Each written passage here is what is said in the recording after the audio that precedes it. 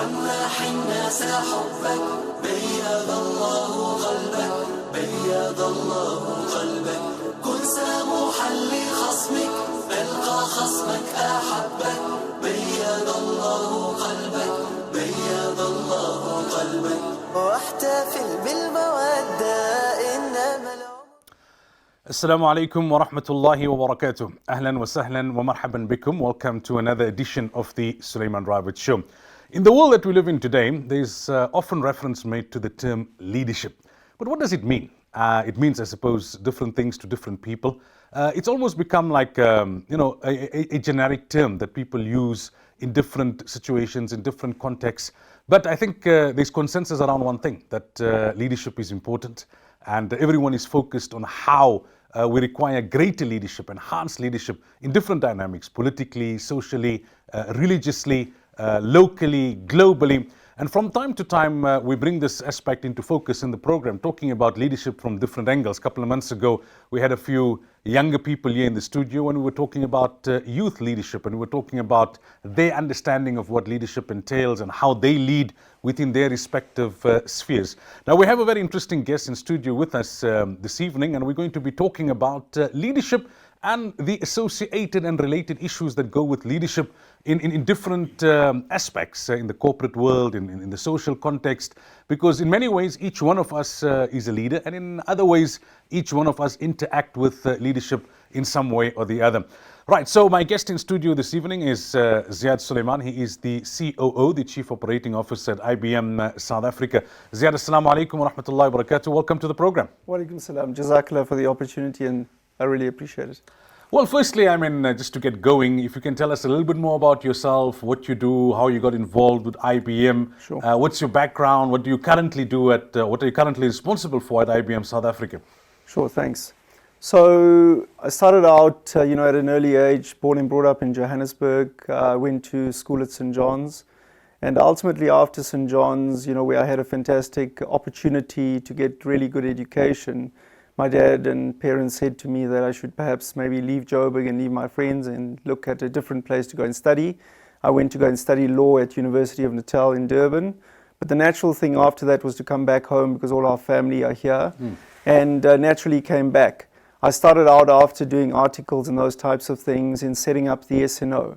So the SNO back in the day was called the Second Network Operator, and many people today might know it as Neotel or otherwise Liquid Telecom today. Okay.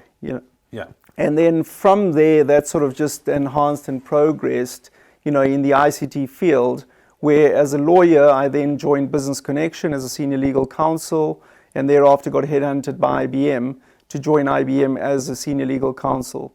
Progressing through my career, soon thereafter, 6 months in fact, I was appointed as the head of legal, and that role sort of expanded into a role which was beyond South Africa.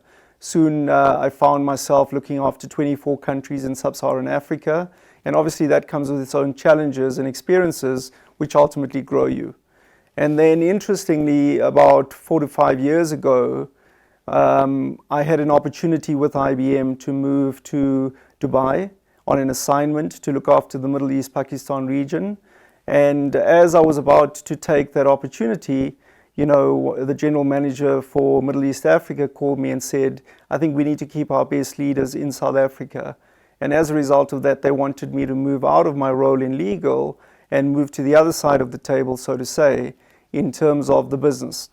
And that's when I really got the opportunity of being the COO at IBM, which I'm extremely grateful for and has really opened up a world of possibilities. So in my current job, as you would imagine, as a COO, I pretty much touch and feel almost every part of the business from the deals. But my direct responsibility is really around, aspects such as strategy, looking after special projects and special investments, looking after our transformation and BEE, looking after our client center, which is really an interface with our partners and our customers in terms of enhancing and innovating technology, as well as other aspects like procurement and real estate and those types of things. So it's a fairly wide portfolio, but equally a very exciting and challenging portfolio, which I thoroughly enjoy. Now, just based on that brief snapshot that you've given us of your life and your career in particular, one point that comes to mind with regards leadership is many times leaders have to evolve. You started from a legal background, you spent many years within the IBM setup, within the legal department, head of legal. For you, what's the relationship between evolving and leadership? Because now you find yourself in a very different portfolio, Chief Operating Officer, as compared to where you were previously within the legal department. What's the relationship between the two, and how does it impact on leadership? I think it's a fantastic question, because ultimately the world is dynamic, and our skills and our experiences are dynamic, and they really shape us. So for me, I think the most fundamental thing is taking opportunity and utilizing that opportunity through experience and application. And as you get the experience, you apply yourself and you grow. And as you grow, so do more and more opportunities come. And I think the most important thing there is not to be afraid of taking opportunities and moving out of your comfort zone. And as you step into other areas and you apply yourself, you use the foundational layer of what you've learned in the past, whether it be your formal education or your experience, and you make the best of what you have. And through that, ultimately you evolve. Now, what's fundamental in your evolution is a growth of skills, but not necessarily a change of your character, because your character is molded fairly young. Your character grows with you, and your values and your ethos is quite ingrained. And if you've got the right personality, right ethos, etc., those are the things that stand you in good stead. But whilst that might be steady, on the other hand, you might find that your skills base from a secular perspective may well be evolving in order to stay relevant and essential in today's world. For example, if we look at the world 20 years ago, it's very different to what it is today. And if we look 20 years into the future, your skills for 20 years' time are going to be very different to what they are today. And as a result of that, evolution is extremely important. On the aspect of evolution, right, one is the person himself or herself, but the other is also the people leading them or managing them. Those who led you, who managed you, it was part of their leadership skill to identify within you that you could contribute to IBM beyond the legal department.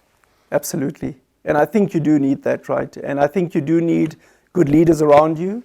I think you need unselfish leaders around you that allow you to grow. And I think that you also need good mentors. And not necessarily always are your managers or your leaders the people that shape your lives. If I look at myself, I have absolutely no doubt that my mentors are my parents. They gave me the absolute foundation of where I am today because they taught me the right things. But whilst they set the foundation, I then had to move into the world, and as a result of that, latch on to other people that gave me other experiences and other opportunities. And I've had fantastic leaders around me, and fortunately at IBM, we're a multinational company. So I interact with people from all over the world, from the US to the UK to Kenya to everywhere else you can think about. And I think all of that opportunity opens your mind and grows you. Together with your formal leadership, you also have mentors who are people that you can bounce things off, test things with, think through things. And ultimately all of that comes together, which allows you to actually get to where you are. I want to touch on what you just mentioned here, that your greatest mentors were your parents. Now, there are many who would be watching this program who are parents. When it comes to leadership, what's your thoughts on the kind of leadership that parents need to show, firstly? And secondly, how do parents go about instilling within their children leadership skills, a skill set when it comes to being leaders? I think parents have the most difficult job, but equally the closest knit job in a family, because ultimately they already have a level of trust and they already have a bond which they could work with. Whereas when you go into a different job or into a different world, your leader is only a leader at that point in time until you form a relationship of trust. So that I think your parents and your family, are so close to you that inordinately you already start trusting. And therefore, there's a great responsibility on the parent to make sure that they don't, throw away that trust or ultimately abuse that trust. And therefore, the way they shape their children is extremely important. My own personal experience has been a good blend of good discipline, good Islamic values, making sure that there's good opportunity, but at the same time, giving you good guidance and picking you up when you need to, and also giving you a space of where you're able to talk about things. Up to now, I might be the COO at IBM, but we have a very close-knit family, right? My parents are with me, I've got a sister, I've got my kids, 3 girls, and my wife. And we often, when we have things that we need to discuss, we talk about it on the table, and we get insights from everybody, but ultimately we make the best decision, and it doesn't matter where the advice comes from, as long as you're making the best decision. So coming back to your point of parents, they play a fundamental role, and they have such a power which could either guide you in the right direction and give you the right support, or otherwise lead you down the wrong path and actually make things quite negative. I think it's extremely important for parents to be positive and understand that children will make mistakes, but it's how you deal with those mistakes and give them a level of comfort that no matter what the mistake is, they're in a safe environment in order to grow and learn. I suppose for parents, example is also the best training that you can give your children in terms of what leadership entails, how you set the example for them. Absolutely. People often say, and it's a cliche that's often used, where they say, actions speak louder than words.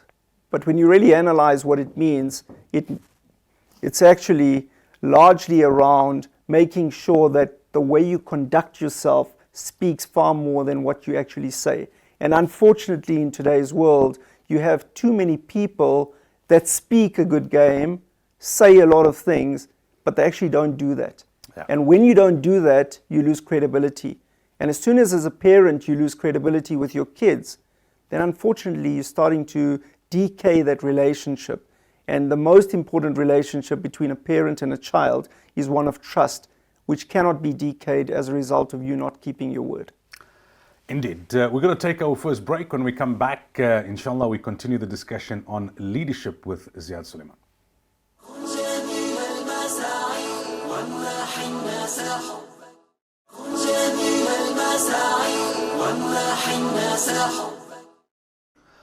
Welcome back. So we're talking leadership this evening, and our guest in studio is Ziaad Suleman. He is the COO of IBM South Africa.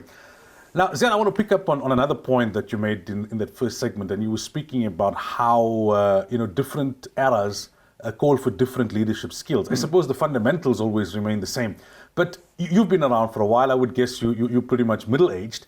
What would you say that when you started off in your career and where you are now, how have the required skill set for leadership changed? And then what's your projection in terms of the next, say, 10 to 20 years? What will be different in terms of what is required of leaders?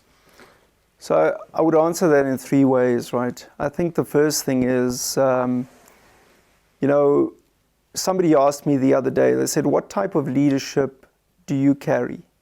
And that actually took me aback, because I thought, well, there are different types of leadership. You have people that are autocrats, you have people that are democrats, and you have various other styles. But I think my style of leadership, and the one that I would advocate, is really one called circumstantial leadership. And circumstantial because ultimately, in today's world, you have to vary your style of leadership depending on the context and the circumstances. So when you're in a situation of where you need to take the authority in order to make a decision, as a leader, you need to stand up, weigh up all the facts, and make that decision. On the other hand, there might be times when you need to grow your team and you need to grow people around you. And we spoke just now about, my family and, my work. You need to bring people along with you, and there's often an opportunity to allow people to express their views and to allow them to grow and to also share their insight and your insight to get to the best decision. So I would say circumstantial is extremely important, right? The next thing that I would say is that from a leadership perspective, what's extremely important is your underlying values. So your underlying values of who you really are and being true to those values. And through the various eras, that has not changed.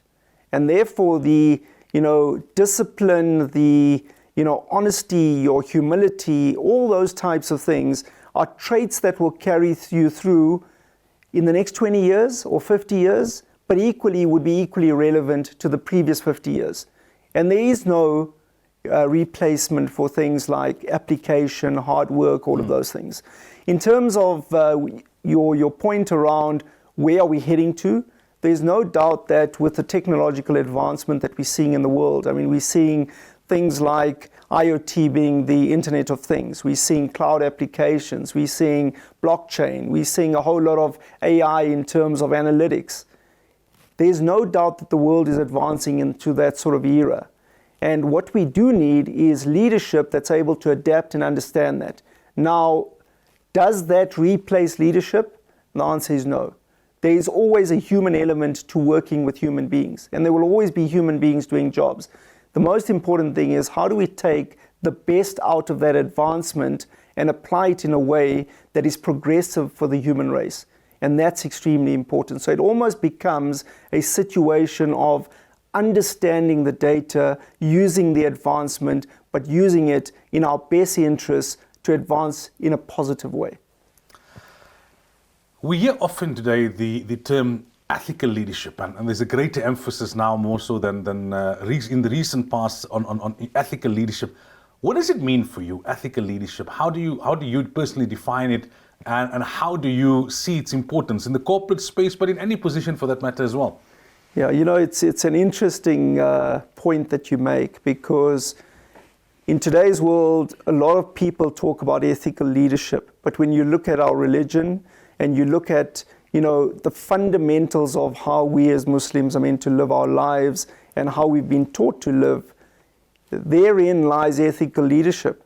Because our religion in Islam teaches you to do what's right, teaches you to treat people fairly, teaches you about empathy, teaches you about compassion, teaches you about all these values.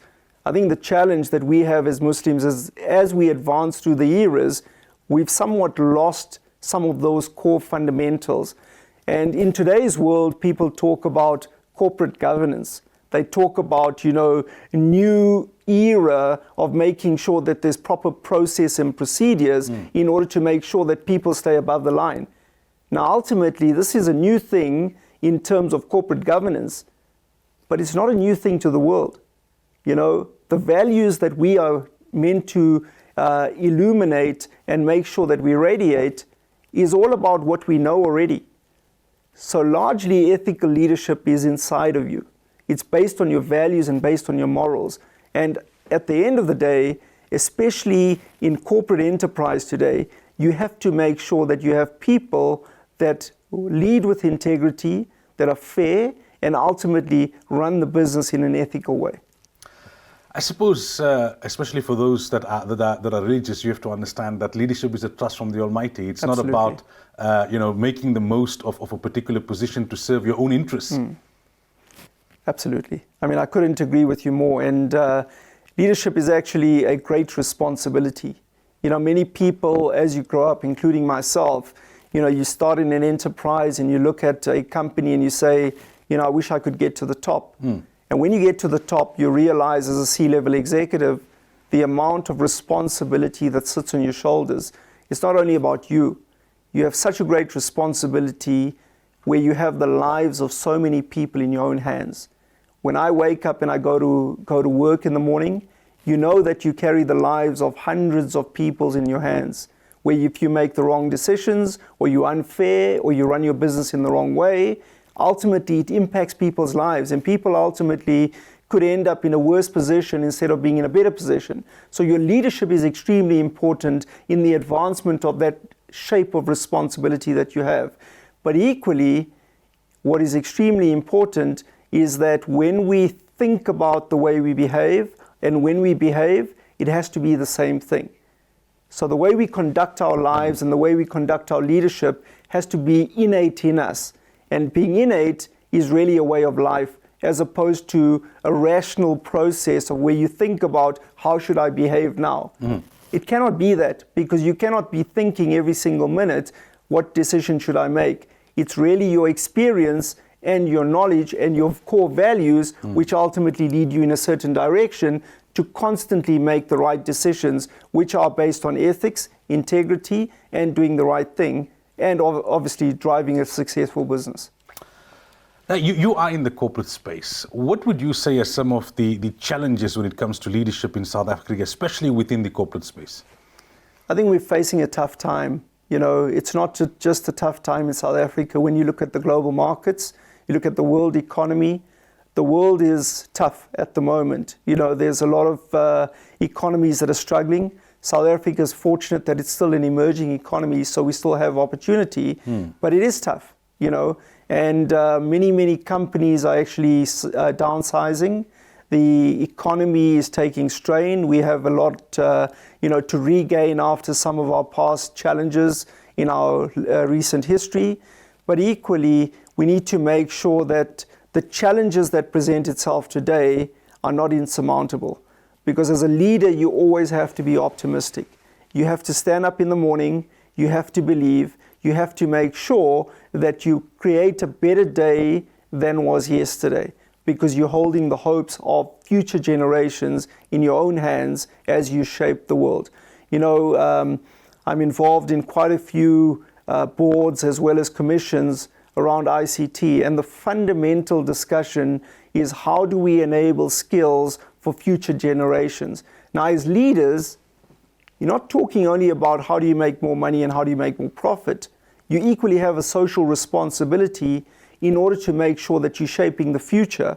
And in that discussion, you know, whether it be through the commissions or in the dialogue with some of the ministers and the government, you're constantly challenging yourself as well as your business, as well as your colleagues, in terms of creating a path for the future. And part of that is part of your leadership.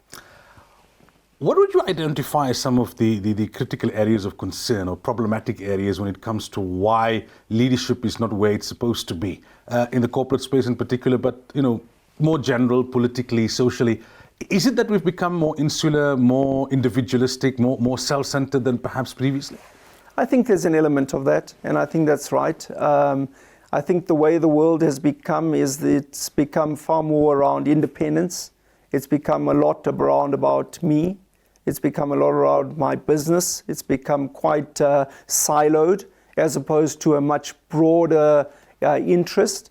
And I think as a result of that, people have become, you know, far more self-centered around how do I control this? What is my power base? How do I influence that? What's in it for me? And as soon as you think about that only as a leader, you know, then you're starting to forget a large amount of your responsibility, which is to shape your current environment, but also what is outside of your environment. Is there a lot of discussion around this within the corporate space? Are they intensifying workshops and training in as far as leadership is concerned? I don't think per se around leadership. I think there's always discussions around that, but you know, at my sort of level where you get together with other CEOs and C-level executives, you expect that to be the case of where people have an interest which is beyond just themselves or their own business. You know, a lot of the discussions that we're having right now are around how do we create a better infrastructure around technology for future generations? How do we help the government in terms of thinking about the fourth industrial revolution and making sure that the advancement of skills actually gets down to the grassroots levels? You know, how do we make sure that people that are already having jobs are participating in the mainstream economy and making it better for others? So those are part of the discussions that we have, but I don't think that the CEOs per se sit down unless it's within a framework of corporate governance or something where that is the topic, that sit down and say, you know, what about this type of leadership or that type of leadership? You know, those sort of courses get taught to emerging leaders as they come through, whether through the management degrees or in BCom or through their studies. But ultimately, I think it's around the advancement in certain sectors that leaders largely focus on. All right, time now for our next break. When we come back, we continue the discussion on leadership.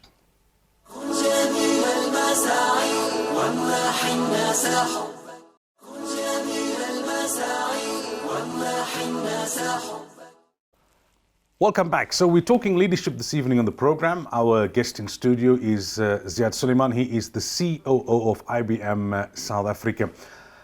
I suppose when it comes to leadership, one aspect that one would have to look at is going beyond just your job description, going beyond just your immediate responsibility, and being willing to assist in other areas of the business, other areas of the organization, other areas of the movement. Absolutely. And I think this is such an important point because we have some really fantastic leaders around, and it's what you do beyond your just normal scope of duty. So, for example, on my side, I do a number of different things. I sit as the chairperson of Parktown High School for Girls, and in that forum, I try and make sure that we provide direction in that particular context. I sit on the advisory board for FNB Islamic. I sit on a board of directors as a non-executive director of Charities Aid Foundation for South Africa, where largely the drive is around doing good for a broader society. And then there's another application company called Code, which is around healthcare and software development to try and enhance better things within the NGO space and making an impact in society. So I think the give back is extremely important. And it's not only about what you do in your own job. It's about getting the knowledge and experience, expanding that for the benefit of a much broader society. Sometimes you hear people say that leadership is lonely, that when you're there on the top, the stress, the doubts, the criticism, all of that, you've got to pretty much deal with it on your own. To what extent is that accurate for you, and what advice would you give in that regard? Yeah, I'm smiling because one of my previous managers, he said to me, the higher up you go, the less love you get. And it's absolutely true, you know, because when you're still emerging through an organization, your managers and people around you, they put your arms around you, you got lots of help. But as you become the leader, there are many people that have different interests. So you have to be an independent thinker, but at the same time be able to listen to many different people, but make the best decision. So that's why it's important to collaborate and engage and get the insights of other people. But when you've got to make the decision, largely you have to make that decision and make sure that you make the right decision in the best interest of the company or whatever you're dealing with. That's also fair, ethical, etc. And your point around all of this is that it is in fact sometimes a challenge, because you have such a great responsibility, you have so much riding on your decisions that it does impact other people, sometimes positively, sometimes negatively. But as long as you have a clear social conscience that you're making the right decision, that's extremely important. The second aspect that I would share with you is that it is good to have good people around you, and I spoke earlier about my family and the support that they give. Equally, I have good mentors, where you can bounce things off them, which are independent thinkers, people that give you constructive advice and guidance. But at the end of the day, as a leader, you make the decision. At times I hear the question asked that, what is required for a person to become a leader? We spoke earlier about values, and obviously that's critical, but there could be those people that have values but are not necessarily leaders, or they don't have the leadership material. What are those core ingredients for you that make leaders? For me, it's very simple, right? I think the fundamental aspects of hard work, discipline, good integrity and ethics, a good network, those things are an underlying, basis which you need to do regardless of whichever association you belong to or enterprise you represent. Then insofar as, leaders being born or made, it's an interesting discussion and debate. I have absolutely no doubt that leaders are shaped by their context, the way they think, the way they actually navigate different solutions and challenges. So therefore you need to latch on to all the different aspects in your life, bring it together, and ultimately get to a holistic individual. So in order to be a leader, I believe you need to have a good holistic nature, which gives you good fundamental experience around your values. You then take that and you add on top of it your formal education. You add on top of that your circumstantial experience, etc. And after you add all these different aspects, you come to a holistic individual, and that holistic individual has to be the leader. Now, where you find a deficiency is where some of those things are lacking, or where sometimes people overnight get promoted to be a leader when they're not quite ready. And we often see this in, business, where somebody, and I'll just use an example of where somebody's family perhaps owns a business, and a youngster comes through, he hasn't done any formal education, he hasn't been in the world, he doesn't know how to deal with people, etc. But overnight, he's the boss. He's the leader, right? Because why? He's just been given that. He hasn't earned it. He doesn't understand what all the different aspects are and how it impacts people, how it impacts the business, etc. So for me, it's extremely important that in any strain of business, leaders have to be leaders. And in order to become a leader, you have to have that level of acumen, which is holistic. And take note that I'm not talking about age, because you can have leaders that are 20 and 25 years old that are ready made because they have a maturity that allows them to be in that position. Whereas you might also have leaders that are 50 years old that are not leaders. I want to move the dynamic a little bit from the corporate space or social space to the broader political space. When you look at politics in South Africa today, and then by extension when you look at politics globally, what do you find lacking in terms of political leadership? So look, it's different in different parts of the world. But I think a common theme is, the will to do good for the people. Often today in politics is that it's quite divisive. It's quite focused on individualization in terms of what people want and what they're driving, and doesn't necessarily take the best interests of the country into account. Now, you'll notice throughout our discussion, I keep referring to the best interests of the company or the best interests of the circumstances, and really it's the same thing when it comes to politics. In a country, if the leaders are true to the people, in the best interests of the country, in making sure that there is a positive change, then ultimately all the energy will be directed in that regard. And if you do that, you will see a change. And if there's a change which is positive, you'll see that the people will ordinarily come with you. If we bring it down more to grassroots level, and in South Africa, what role do you think the South African Muslim community, in general, Muslims need to play in terms of leadership? Many times when you listen to social discourse within the Muslim community, you get the feeling that people are somewhat pessimistic. Our numbers are small. What difference will we make? How would you respond to that? What kind of leadership role can the Muslim community in this country play? I think we have a great opportunity. And ultimately, regardless of how small your community is, the impact doesn't need to be small. You can make a great impact by having good leaders. And what we should focus on as Muslims is making sure that we have good leaders with good values based on good integrity, that are knowledgeable and that ultimately end up in the holistic leader, which I've just spoken about. If we are able to provide these types of people into society that are well respected, with good knowledge, that have balance, that have fairness, they will be listened to, because the world is looking for good leaders, let alone South Africa. Companies are looking for good leaders. And if you're able to stand up and shine, and if you're able to give the right advice, and if you have credibility, you will be heard. And as you grow and rise through the ranks, and the more of those types of people we have in enterprise and in large businesses and small businesses, ultimately you then start having a mass of people that are able to make a positive impact. And as you have that, you'll find the change. So I think we have a great opportunity, but equally a great responsibility as leaders, but equally as a society to mold those youngsters that are coming through.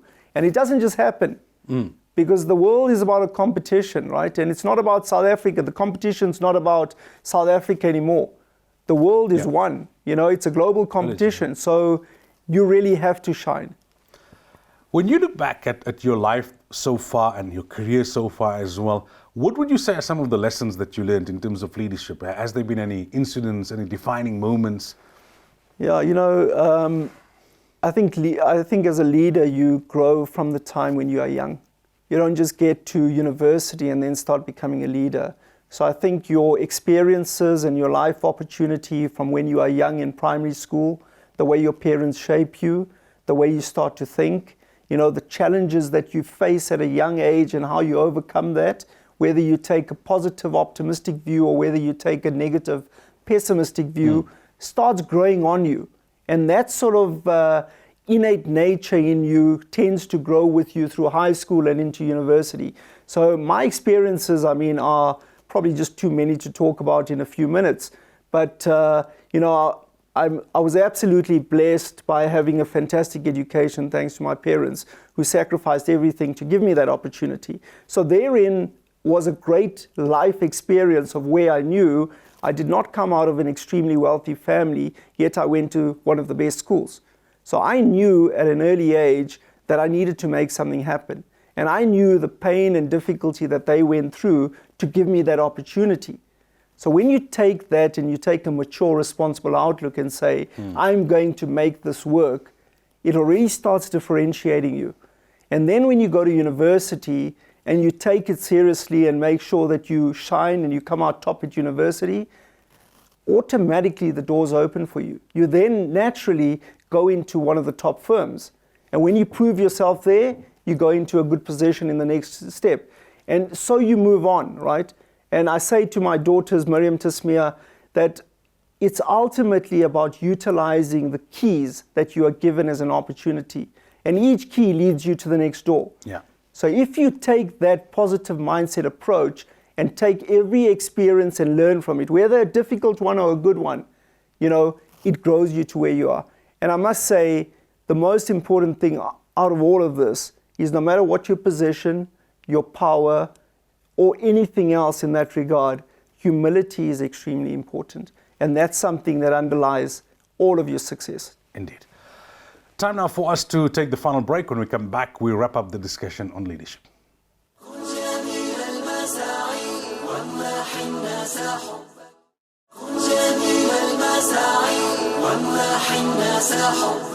All right, welcome back. So we're now going to wrap up the discussion this evening with Ziaad Suleman, the COO of IBM South Africa. We've been talking leadership.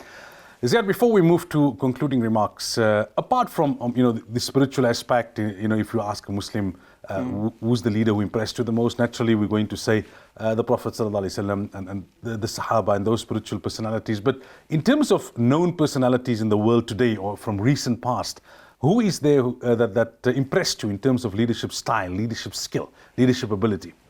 It's quite varied. Ultimately, when we look at specific industries, there's very good leaders in a number of industries, whether you look at, for example, manufacturing or IT or otherwise.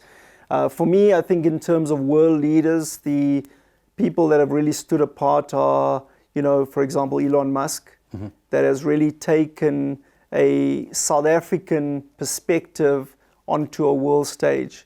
He stepped out of his shell in South Africa, went overseas, and really made innovation work. So for me, I think he's never been challenged in terms of thinking outside the boundaries and making a difference, So he's one person. Beyond that, I think there are many, many good people, that are making a difference in society over and above their own commercial enterprise.